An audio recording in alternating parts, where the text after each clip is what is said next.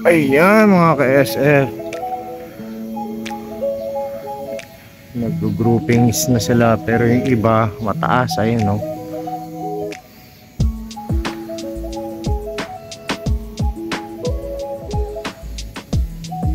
Sila makita. Yes. So kayo mga ka-SF, kamusta ang South team nyo? Again, good luck sa mga nagte-training ngayon. Up north, iwasan nyo lang ang Ilocos Norte at hindi pa yata sila nagbibigay ng permit. Kapag nag-ano kayo dyan, nag-training mga ka-SF, madadali ang club nyo. Okay?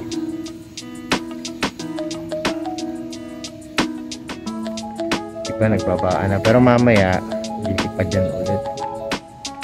Okay? So mayroon tayong 15 plus, so all in all nasa 22 yung ating first and second batch.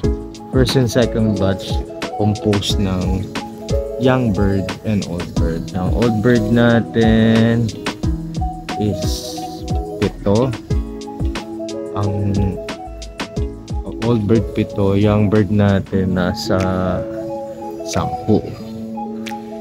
Okay, may iba.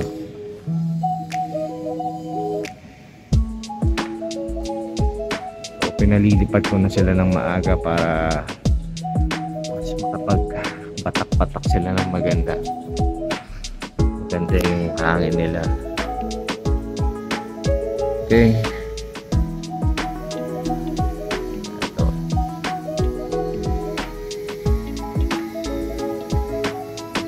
Hopefully by etong June mag-groupings na sila para pagdating ng August, September, October, November, December.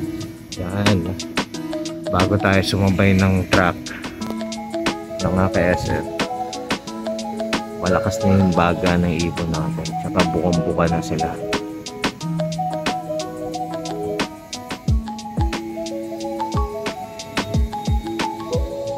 Meron pa tayong last batch, second batch ng ating young bird, 5 banded. Okay, yan sila.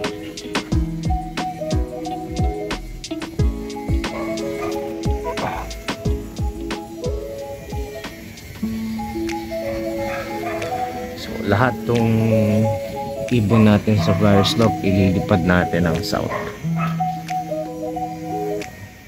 Sana lahat ma-entry natin. Sana lahat mas maganda ang performance this time. Okay? Okay, baba na tayo. Thank you for watching.